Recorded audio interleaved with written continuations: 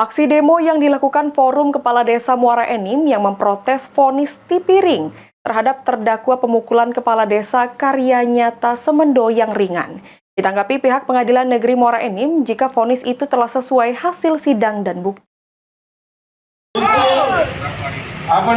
menimbulkan rasa keadilan, untuk kami percaya kembali terhadap proses. Memang penamparan ini secara fisik, Pak. Forum Kepala Desa Muara Enim melakukan aksi damai di depan Pengadilan Negeri Muara Enim untuk memprotes putusan hakim terhadap terdakwa pemukulan kepala desa Karya Nyata Kecamatan Semende.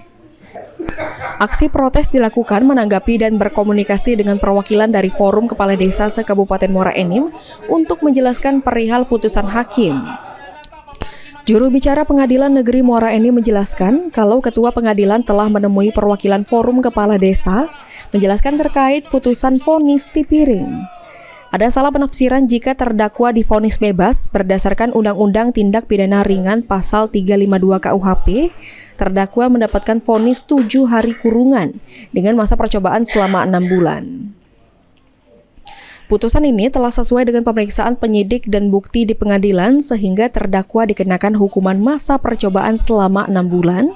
Jika melakukan tindakan pidana akan menjalani hukuman 7 hari penjara dan ditambah proses hukum dengan tindakan perkara yang dibuat.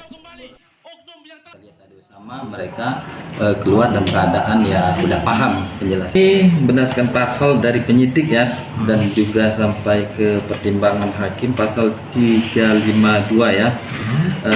Penganiayaan ringan di sini terdakwa dengan identitas A terbukti ya menurut hakim terbukti melakukan penganiayaan ringan dijatuhi pidana penjara selama 7 hari.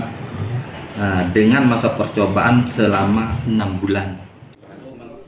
Saat menjalani pemeriksaan, proses pengadilan terdakwa AR dituntut jaksa dengan pasal 352 KUHP dengan ancaman 3 bulan penjara dan akhirnya mendapatkan putusan hakim vonis Tipiring 7 hari kurungan dengan percobaan 6 bulan. Mardiansyah, Pol TV.